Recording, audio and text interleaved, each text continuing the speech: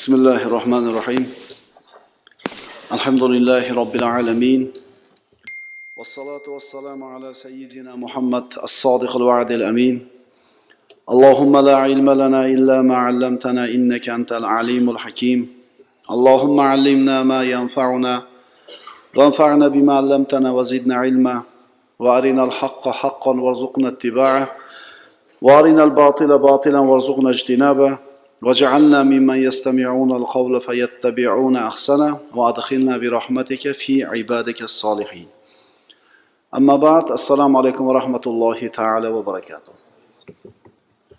بسم الله الرحمن الرحيم الله سبحانه وتعالى güzel isimlari Asmaul Husna silsila darslarimizdan navbatdagisi bugungi darsimiz Alloh azza va jallaning Ash-Shakir shukr qiluvchi ismi haqida bo'ladi.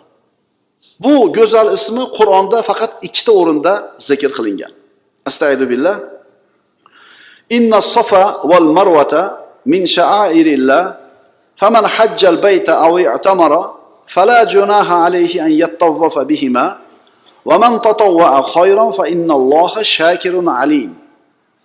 Albatta Safa va Marva Alloh buyurgan marosimlardandir. Mana haj qilganimizda, umra qilganimizda mas'a deyiladi. Safa va Marva o'rtasida sa'y qilamiz. Shu haqida ketyapti. Bas kim haj yoki umra qilsa, u ikki tog' orasida sa'y qilishining gunohi yo'qdir.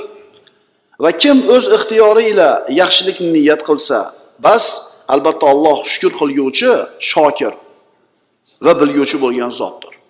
Ikkinchi o'rin. Astagfirullah.